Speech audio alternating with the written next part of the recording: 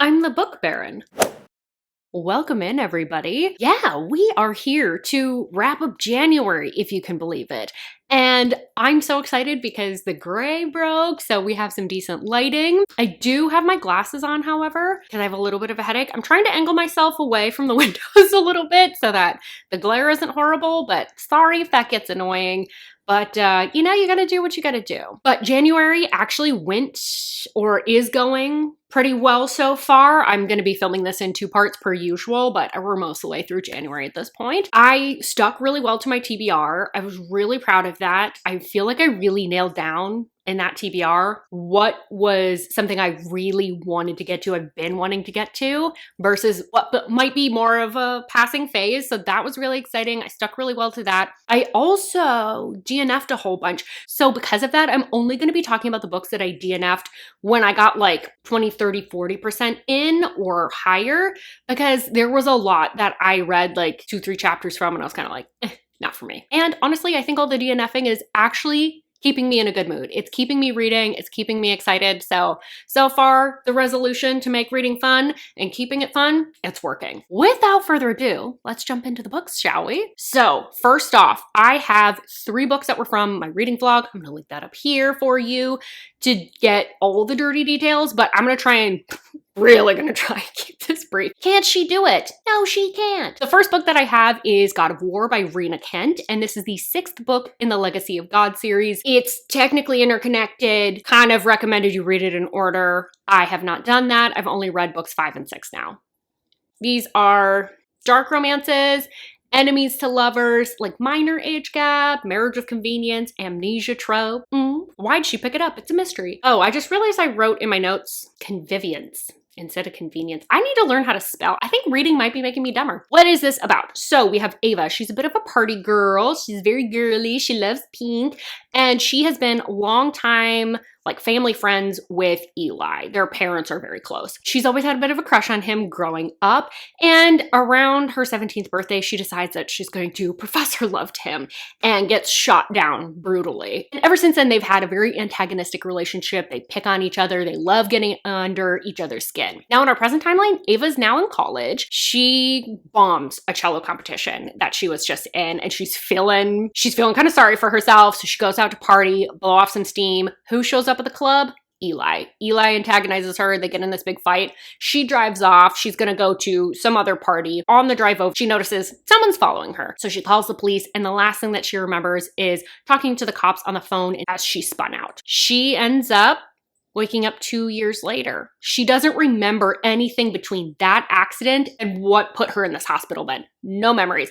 But she does know one thing for sure. Her and Eli are now married. He's in the room with her and he's like, all right, wifey, time to go home. So, I thought this book was good, not great. It's not my favorite amnesia. I did like the amnesia trope. It kept me engaged. There's a little bit of mystery. Hero is written in a way that I don't normally love, but it worked this time, shockingly. The biggest downside for me was that the heroine was too immature. She had these childlike temper tantrums. And although she had good reasons for being upset, because she threw the temper tantrum and she handled it so poorly, it was like kind of hard to feel like I was rooting for her because she was so childish. Rating of 3.5 stars. I do want to read more from the series. I will try and go back and read God of Malice. I said it. Next up in that vlog was 5,000 Nights of Obsession, and this was by Drethy Annis. This is a standalone. It's a dark Great Gatsby retelling with sort of like an obsessive stalker feel. This is about Pia. She's our stand-in for Daisy, and she's been married to Jay for 13 years. So it's sort of like a reimagining of what happened after. They've recently moved back to New York City after something kind of went on with his business in Chicago, and they're trying to get back in contact with some folks and make some business happen. So they want to go rub some elbows. She is convinced to go to this party. That's sort of word of mouth, but it's like the who's who. So this is a great opportunity for Jay to reinvigorate some of his old business contacts. And this is when she runs into an obsessive ex from her past. And he's like, oh baby, is it back on? And then there's sort of like a past timeline when she first meets this obsessed guy that she bumps into at the party, and it's like pre her relationship with Jay. I did end up DNFing this book. So I loved how the setup went. The first 30% I was very engaged. What really got me was some over-explanatory writing, and then also the past version of Pia I couldn't make sense of. She was somehow supposed to be both so naive and like needed a bucket list to like branch out and be a little bit more wild, but then also she was bad at picking boyfriends, and her family was like, can you get your crap together? And so I had a hard time kind of like understanding why she was making certain choices or decisions. It almost seemed like more of a whim. It just didn't feel like she was fleshed out very well in that past timeline. In the present timeline, I liked her just fine. That was kind of the biggest thing. And then the obsessive parts just weren't done to my taste. I explained more of that in the video, but yeah, no rating, and I'm not probably gonna try and come back to this one. I don't think it's for me. Next up, also for that vlog, I had Bound by Honor by Cora Riley. So this is the first in an interconnected series. It's a mafia romance, and it features an arranged marriage. There's not a ton of plot. It's very character driven. So this is about Arya. She is the daughter of a high-up member in the Chicago outfit. Chicago and New York have been in competition with one another for quite some time, but with other encroaching groups, they've decided they need to kind of like team up. And how are they gonna do that? Mafia style, with an arranged marriage. So Luca is the son of the current capo. He's next in line. Arya is like the daughter of one of the higher ups from Chicago. They're arranged to marry, but Arya is very nervous about this. She's not excited because Luca is known for being violent, and they have to figure out how to make this work because there's no divorce in the mafia. So this one, although it possesses a lot of current tropes, it feels like kind of like the original blueprint. It feels like it's not written to the trope, but happens to possess the tropes. It's very character driven. It's about their relationship, them developing intimacy, Luca having to become softer, Arya having to match his hardness and darkness on some levels, but also still has elements of mafia. The main thing that I didn't like was, once again, the heroine was really immature, and she was the most immature when she was around her family, which was very frustrating. I did not like her sister Gianna in particular because she did things constantly to get Arya in trouble, and it was so aggravating because I just wanted her to shut up because I felt protective of Arya. I'm sure when I get to her book, I'll like her, but I hated her as a side character. She was so aggravating. She was so immature, and she made the heroine make immature decisions and act immature, and that got really frustrating. I will warn you, there's also cheating in this one, so if you don't like that, stay away. But this one, I did give a rating of 4 stars. Overall, I enjoyed the vast majority of it. Oh shoot, I own this one. Oh, I'm so bad about grabbing books that I own before I sit down to film. Our next one is Shadowland Omega by Elizabeth Stevens. So this is the second in a series. I do recommend you read them in order. There's an overarching plot, even though we follow different couples. It's a dystopian fantasy romance, but I would say this one leans probably more historical feeling than dystopian. And did I say it's a megaverse, or did I just say it's fantasy? Regardless, now you know that information. You're welcome. Our heroine Kianda's family has recently been thrown in the dungeons for treason because Lord Yaren, the berserker of this land, has found out that they were basically plotting against him, plotting with an evil faction that's kind of taking over the lands. That led to several other people being injured. This has been a really devastating series of events. However, the heroine is a newly ascended Omega. He can't quite bring himself to kill her, although he plans to do that with her family. Although he is a lord and a berserker, he is not supposed to be taking an Omega. That's not something that's been done typically. And yet he is drawn to this peasant girl whose family betrayed him. Bad plan all around. He can't help himself. And despite some promises of this is only a one-time thing, they just can't quite get each other out of their system, and it develops into more. And Yaren, he's got some making up to do. And as danger and evil forces encroach on the territory, they're gonna need each other now more than ever. My thoughts on this one. So this has such a different feel from the first book. So the first book felt very dystopian. There's technology, there's a lot of junk. It feels very different. The kingdom or the land that we're in this time rejected technology. So I guess they're like the Amish of this world. And so it feels more historical in nature than dystopian. It is fun because, it feels like a whole new world to explore. It does have a little bit more of a fairy tale feel because you have like the pauper and the king getting together. Oh, he can't resist her. The family family relationships are really complex. I had a hard time loving them and feeling compassionate for them because although the parents are like trying their best, they're really naive. And also she has other family members that are just out for themselves. And so it was really hard to care about them when it didn't feel like they cared very much about Kianda. And I just wanted to protect her from her own family. With the spice in this one, it's a switch up of the power dynamics that you typically expect in Omegaverse. Kept it fun, kept it interesting, kept it fresh. I liked a lot of it. The one thing was I just did not feel much tension. It was so good in that first book, and because of that unsuredness, I didn't feel the unsuredness. It just felt more like these characters were dense and or stubborn.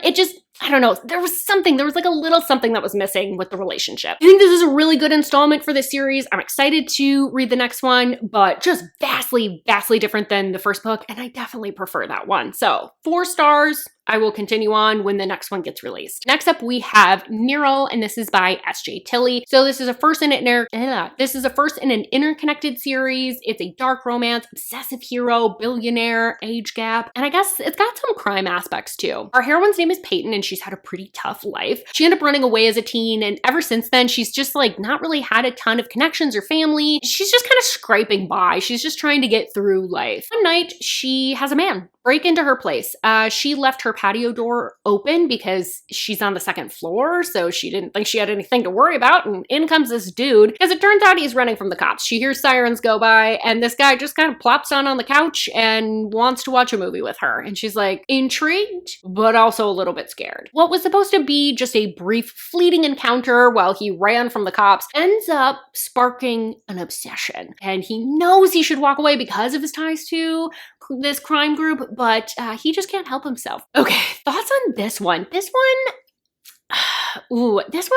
it was like over dramatic and engaging, but in sort of like a CW TV show way. If you guys are from the US, hopefully you know what I'm talking about. I buddy read this with Lynn from Lynn's Romance Library, and she was like, I think this would be a really good book for people who love Anna Huang. And I completely agree. I think that's the type of person that I think should be reading this series. The first scene, honestly, was my fave. It was so funny because Lynn was like, it reminds me of something from like a J.T. Geisinger book. And I was like, it reminds me of Dark Lover, because I think the opening scene of that one, the hero ends up breaking in through her patio as well. But it just has this like enigmatic feel. It just immediately kind of pulls you in. The obsession that this hero has is so over the top. It borders on absurd. He is not right up in her face, which I did like, but he's delusional. He's irrational. Like, if she's in a concert and he can't get in, he can't understand why he would need a ticket. Delusional. The thing that I really did like, though, with their dynamic, she's kind of an active participant, and she does little things to show it, to engage with the hero, so it's not all just one-sided. And she's got a little bit of freak to match his freak, which I liked. I thought that it made sense then why they work well together. I think part of the reason that these are so bingeable and so engaging for people is both a pro and a con. It's very episodic in the way it's written. Every like 60 or so pages, you're getting some drama, some spice, and a resolution to that issue. So it's compelling to read it. However, it did feel a little bit repetitive after a while. I did get sick of some of the miscommunication or lack of communication that was happening, because it just felt like that could be so easily resolved. I also didn't love that the other woman drama that was going on ended up overshadowing the organized crime stuff. It almost feels like a misnomer to call this mafia or an organized crime book. It's so far in the background, it almost doesn't matter. Also, the last scene was just so bizarre. That ending, I closed the book and I was just kind of like, that was an odd way to end the book. But I did read it very quickly. Lynn and I had kind of marked out when we were going to read what and when our check-in points were, and we blew past a couple of them. So it did definitely keep me engaged. These are perfect kind of like popcorny reads. I'm somewhere between like a 3 and a 3.5 stars. I definitely am interested in reading more. I think in particular, I'm curious about Hans. I'll come back to when I need to kind of put something in between some of my bigger, heavier reads, when I just need something I can kind of burn through quickly. Next up, I read the Mafia Mistress Duet, which is by Mila Finelli. That contains Mafia Mistress and Mafia Darling. These are a duet within a series. So it's Mafia, kind of a arranged marriage, I guess. And age gap, big age gap. Francesca is supposed to be the bride for a mafia king's son over in Italy. Her father ended up losing a shipment, and despite his promises that she could go to college, he's in a little bit of a pickle. He needs to get himself out of this, which is why he had to make this arrangement. So she is bitter, she's frustrated, but she's been selected because she is the daughter of a former supermodel. So gorgeous, gorgeous girl. But somehow, despite being promised to this man's son, she ends up attracting the father instead. It's probably because he was very, very into her mother back when she was a model. And because he is just used to getting what he wants, he ends up deciding that he wants Francesca for himself. He wants her to be his mistress, hence the title. Oh my good lord. I've been filming videos for how long and I still can't remember which side the books appear on or which side the cards are located on. Good lord. What am I doing? What am I doing? I should be fired. But Francesca is not quite the pawn she seems. She is not above resisting, and she is gonna make her plans to escape. So, my thoughts on Mafia Mistress, the first book. I'm gonna be honest, I thought this was kind of an average read right up until the end, and then I was like, oh, now I get it. This has some action, this has some tension, this is a lot more fun now. I think part of the reason that I just wasn't super engaged with the majority of the book, although the spice was sexy and interesting, no scene was like the other. She really did an impeccable job with that. I didn't feel like we were really building the intimacy that well. We weren't building the other parts of the relationship. It was very physically driven. There's a lot of focus on little William captaining Fausto's ship. Also, apparently the same issue for Francesca. There was a lot of lines that I felt like I kept hearing where it's like, oh, she's perfect. Oh, she's so special. Oh, she's so beautiful. And I was just kind of like, okay, I get it. I get it. I just wanted something like a little bit more. I will warn you, there is some homophobia that it does get addressed eventually in the second book, but it's a little rough. So just a heads up with that. There's also a trope that's technically a spoiler. I don't want to say anything, but if you're really curious, I'm more than happy to answer. If you DM me on Instagram, I'll tell you. With Mafia Darling, I liked this one so much more, because I felt the building intimacy with Fausto. I felt like it's not that his controlling side goes away, but I could feel him start to work with her more, find a way to keep that side of him, and also feel like Francesca was included and a part of things. It's much more mafia focused. There's more intrigue with this. It starts and ends with a ton of action, but I will say that the ending caught me off guard a little bit. It felt like things were building, and I didn't think that the point that was like supposed to be the main action was it. I thought there was more. And so then when I got to the end of the book, I was like, oh, we're wrapped up. And one thing I'll say too, I did listen to the audiobook for part of one of them. I don't remember which one because they're available on Hoopla. And the accent the narrator does is too close to my Italian colleague who loves to curse. Every time he cursed in the book, I pictured my colleague. I'm having a hard time not laughing on work calls now when he's on there. So I don't know what to do about that. I'm throwing that out there in case you have Italian coworkers. Watch out for that audiobook. All right, next up we have The Poisoner by Ivy Ophelia. So this is a first book in a series. There's nothing else published yet. It's a paranormal vampire romance and it is historical. This is set in Victorian London, and Aliana, I hope that's right, she's a botanist and she's got a particular interest in poisoning. She does it as her own brand of justice. She takes out unsavory characters. Specifically, she helps like a lot of like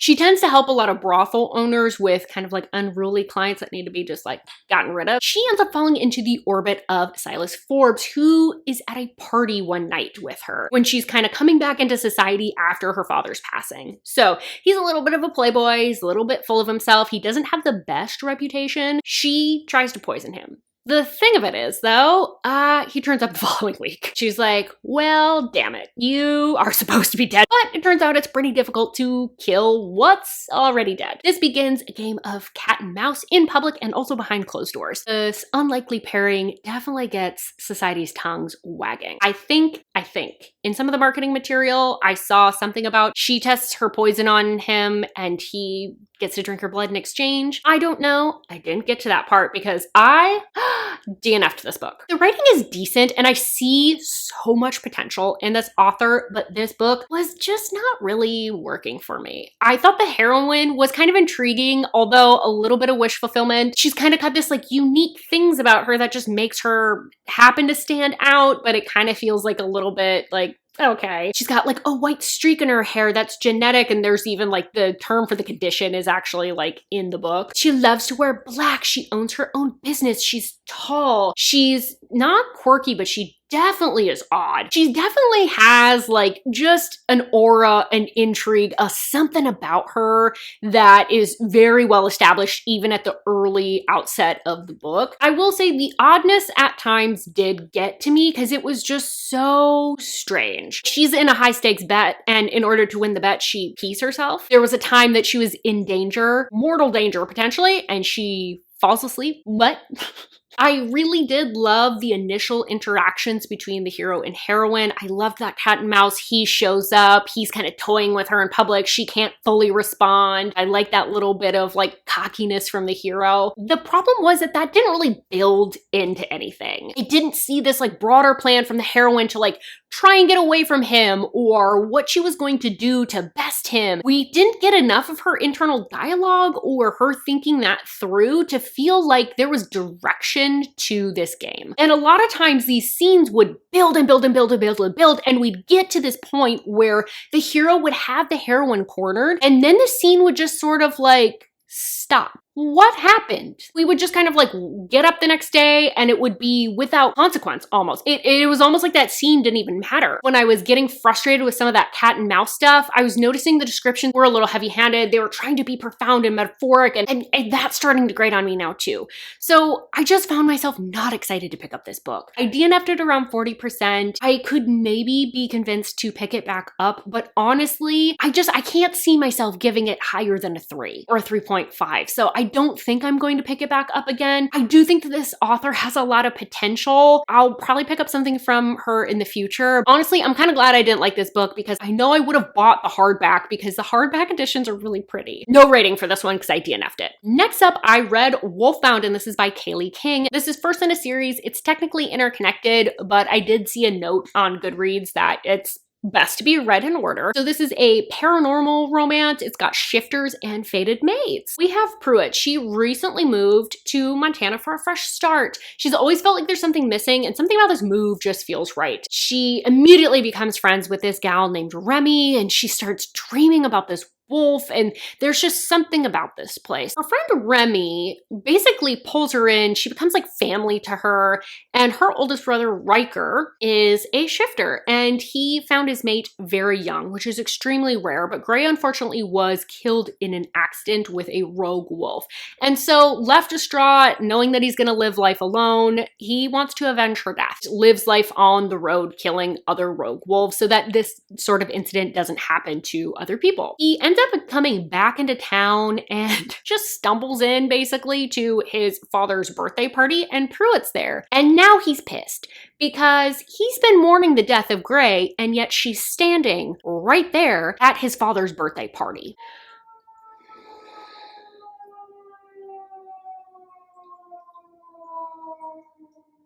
Ugh. City living. Love the sirens. This is unfortunately another DNF. I had picked this up kind of on a whim. The audiobook was available at my library. I own a book from Kaylee King, and I know she's got another shifter romance. I was like, oh, I just kind of want to check out her backlist. But this one, it was just too tropey. When I DNF'd it at the 36% mark, the characters were incredibly flat to the point that they almost felt self-insert. I don't know, it just like the heroine felt YA to me. And even though this is supposed to be an adult romance, I don't know, it just, something about this just felt bland. I didn't pick up the audiobook for several days. I found myself listening to other stuff. So I was like, I just need to move on and try something else from this author. So no rating, but yeah, I will try other stuff from this author, just won't continue on in this series. So those are all the books that I have for you right now. I'm actually currently like 75% into 2 different books. So I know for sure I'll have a few more for you when I sit down next to update you on the final books that I read in January. And I'm back. So I attempted to kind of make my outfit look the same, but it's a way different time of day, so I'm sure the lighting looks different. We also have Kevin running around, so that might be a fun feature in the video. I do have 4 more books for you, so let's just jump into things. So the first book that I have for you is Untouchable by San Mariano. High school bully romance. It does lean a lot darker, and it's got kind of like a psychopathic hero. So at the opening of the book, the heroine has reported a football player for having touched her inappropriately, and as a result, he has gotten suspended from the team. Now, we're in a small town in Texas, so this does not go over very favorably with her classmates. So she has already endured harassment, pranks, name calling. She's not having a great senior year. Things get even worse when she ends up being cornered by the guy that she reported, along with 2 other football players who are determined to more or less make her recant what she said. She stands her ground. This leads to some physical violence that escalates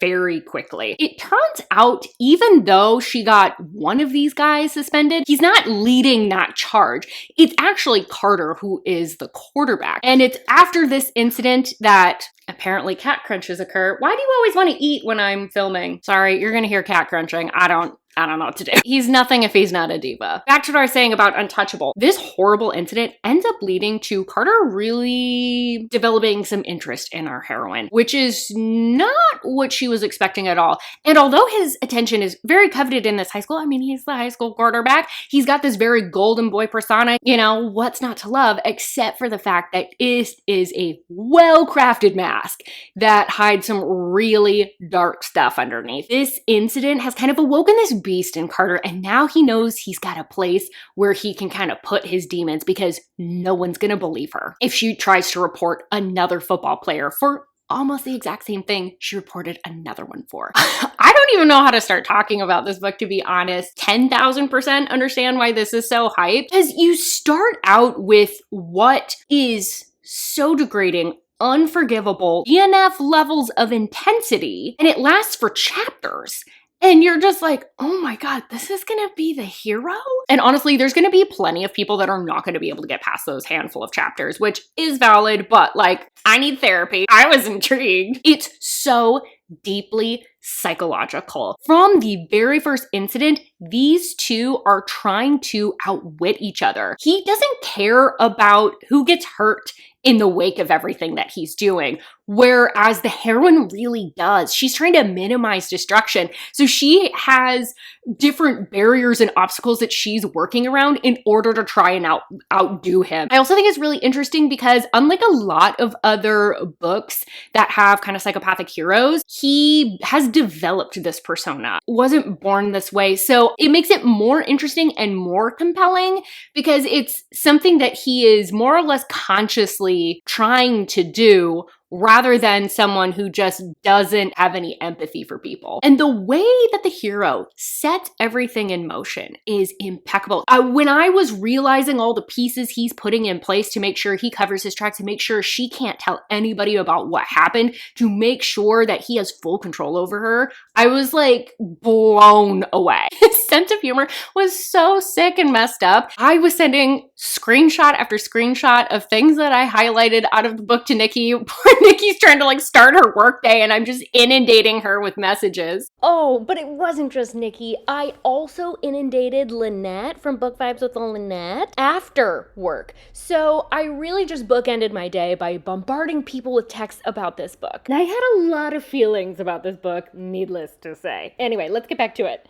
It's absolutely top tier. If you like mind games, if you like manipulation, this is spectacular because the heroine is so good at it too. It's not just the hero. Unlike a lot of other bully romances, we're not having a push her to the point that she breaks, but instead she's almost finding a way to manipulate Carter back just subtly enough that things can be pleasant, tolerable, enjoyable, or she's able to at least reframe it, just something different than what Carter is trying for the outcome to be. I think that it makes sense so much why these two are really well matched, because although their moral compasses are different, their brains work so similarly. This book has really confirmed to me that I'm a single POV bitch. I like the mystery of not having insight into the hero's head. And then you have to piece through, why is he acting this way? Is it a trap? Is this something that he's being genuine about?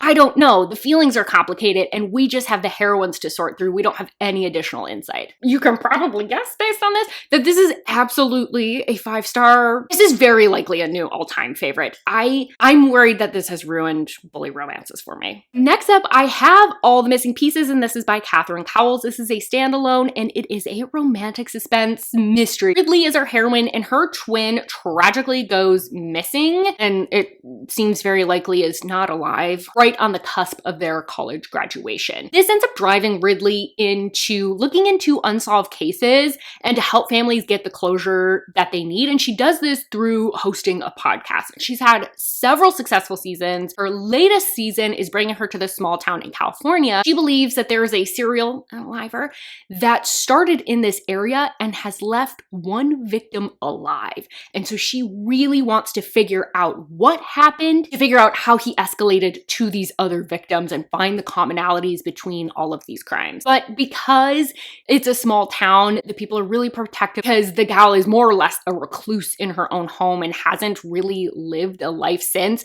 And so they're very protective of her. They don't want the media coming in and aggravating old wounds. It caused a lot of people to be suspicious of one another. It was a really dark time for this town, so they're not really that excited that she's there, even though she seems nice enough. This really escalates when this woman's older brother, who also happens to be the local sheriff, is absolutely determined to stop her. This is my third Catherine Cowles book, and I think this is where I need to leave her. I just don't think that she is for me. I'm so happy that so many people love her because honestly, when I was reading this book, I was like, there's nothing wrong with this book. There's nothing wrong with it that I can point to be like, see, this is why it's bad. This is why I want to give it 3 stars. And I really thought that this was going to be the book for me because I was like, oh, this has more mystery than romantic suspense. And I can see why on paper everything works. I just don't feel anything when I read her books. I don't feel compelled. I don't feel the passion. I don't feel the excitement. The only thing that I could really point to that I was like, yeah, I think that's why this didn't work was there's a lot of like, I'm so hot and horny for you, but I hate you.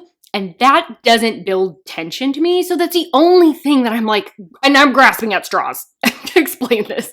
I'm like, that's the only thing I can think of. I didn't love the reveal at the end. It was so bizarre. And I think compared to the other books I've read from her, felt really unrealistic and over the top. I'm giving it a rating of 3 stars, but please know that this is purely based on my level of enjoyment.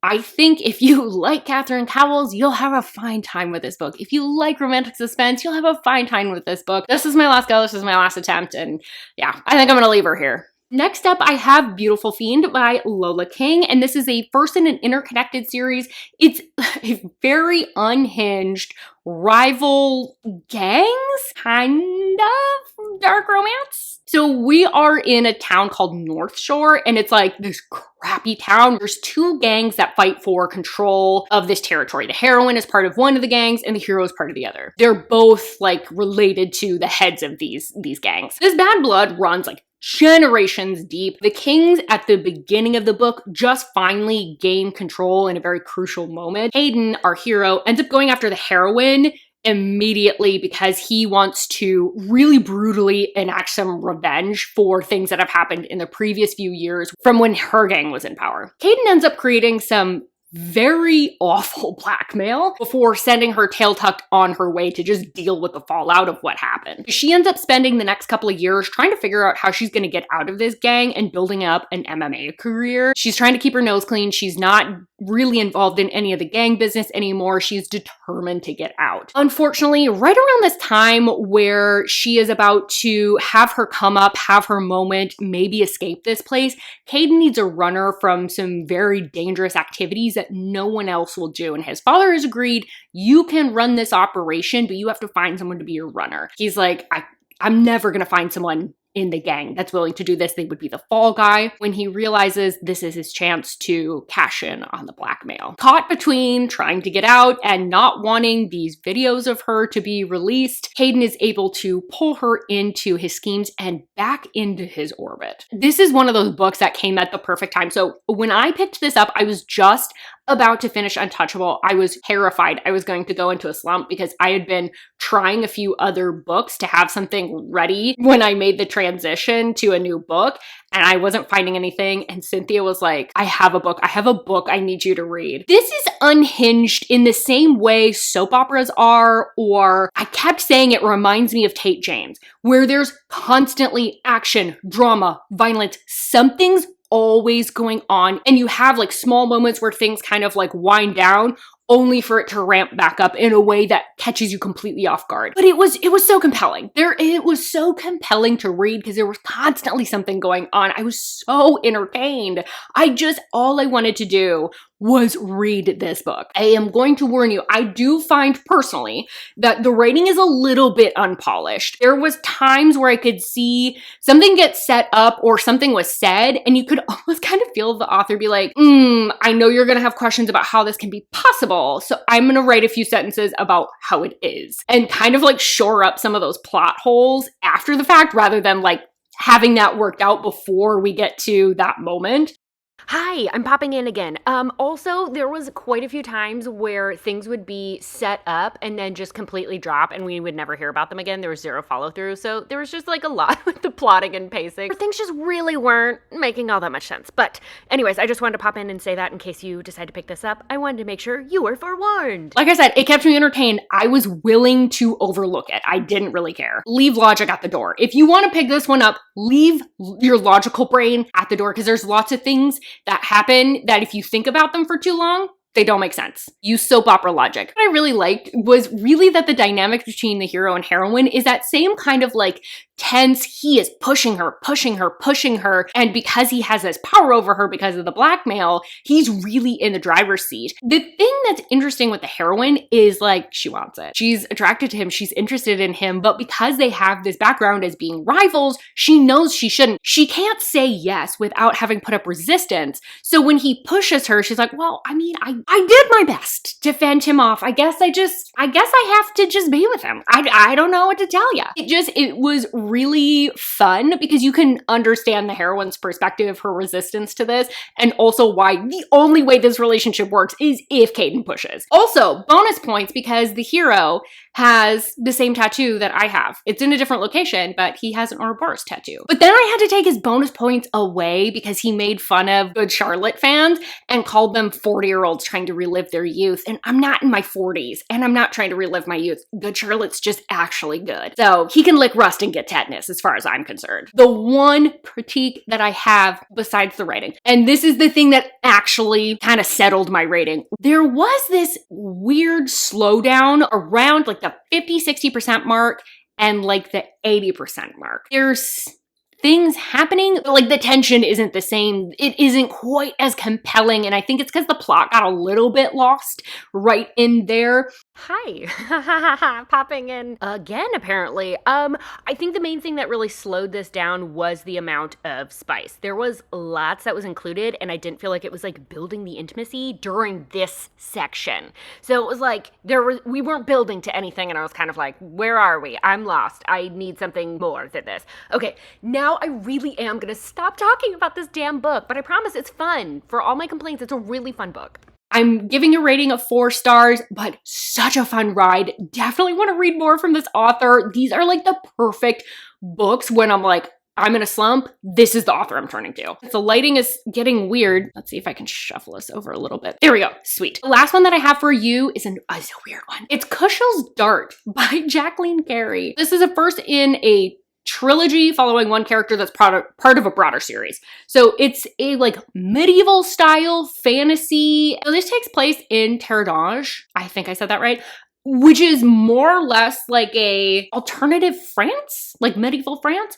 And they worship an angel, I believe, or a god called Nama. She sacrificed herself. She sold her body in order to like pave the way for other people. And so courtesans are a big part of their culture. And it's almost like a religious order because they're called servants of Nama. These courtesans are trained by 13 different houses in a variety of different types of service that they can provide. And then they take up clients, pay off their training. They build up what's called their mark, and it's a big tattoo basically on their back that indicates that they have paid off their debts, and then they can work for themselves after that. But this is like a highly celebrated spiritual role. So Phaedra is our heroine here, and she's just born different. So she has this red mark in her eye.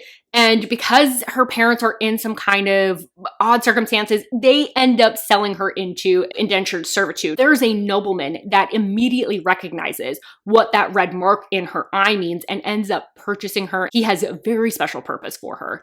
So he recognizes that this is a mark called Kushiel's dart, where she experiences pain and pleasure simultaneously. So you can imagine why this would be appealing in a courtesan. He trains her not only in the art of bed sport, as most courtesans are, he also trains her to be highly observant because he wants her to spy on her clients. But she very quickly finds out that there is treachery around every single corner, and it threatens to destroy her homeland. This is actually a reread for me. I had been kind of curious, to be honest, if this book was as good as I remember. I also have been wanting to get back into fantasy. This is like 700 to 1,000 pages, depending on the edition that you have. Ooh, the sun is really coming for me. Sorry about the glare, y'all. But I really just wanted to kind of like build up my confidence a little bit again with some high fantasy, and this is dense. This is not for romantasy lovers. If I hadn't already read it, I don't know that I would know who the love interest is necessarily until like 90% in. Very lush writing, very complex. And because the heroine is trained to pay attention to a lot of details, there is not a description in this world that you aren't going to get. It's a lot of exposition for the first like 60%. Well, if this just isn't the video of voiceovers. Oh wow, and I just picked the best freeze frame for last. What a face. What a face. Anyway, so this exposition, I realized I never really explained, you are literally following Phaedra from the moment her parents decide to have the affair all the way up through her training. You're getting every pivotal moment that she's ever had in her life, and also her first clients that kind of kick off how she gets tangled up in all this political intrigue. But I'm telling you, it's so dense. It's so descriptive. You don't know what's important, what's not. There's so much being fed to you during this time. Okay, that's what I came back to say. Now I'm gonna let myself just talk. I promise this is the last voiceover. But it really takes off after that 50% mark, and it becomes a true epic high fantasy. Think like Game of Thrones, think like Lord of the Rings. Nope, I lied. This is going to be my last voiceover. What the heck is Kevin doing under my bar? I just realized how much he's just flopping around in the background of like this whole clip. But it also has just like a little bit of sexiness because of what she does for work. I will say it's not like Spice is written now. It's a little bit more ritualistic because it's part of her service. She enjoys it, but it's not like emotionally satisfying, if that makes sense. I do really love though, for especially the age of this book, this is such a casually queer book. It's just love is love, no one bats an eye. It's not some big deal. Actually, as far as that goes, the Lola King book was very casually queer too. So that bonus points for that too. But back to this one. So this is so hard for me to rate though, objectively, because I have so many memories associated with this. I read this at a very pivotal time in my life previously. I already came in knowing I loved the book. I also think it makes it really hard for me to recommend because that first chunk is so slow and I don't feel like I'm an objective rater. So my rating is 5 stars, but be warned, this is not for romantasy lovers. This is definitely for epic high fantasy lovers. With all of that, thank you so much for being here. Kevin is staring into the depths of my bar for some reason. Nice of him to join us. Sorry that the lighting got weird. Let me know what you read this month. Would love to know what you've been loving. And also, have you ever been brave enough to do a reread of something you read in high school? I would love to know that. Thank you so much for being here. Don't forget to like this video if you liked it, subscribe if you want more content from me, and I really, really hope I see you on my next video. Bye-bye.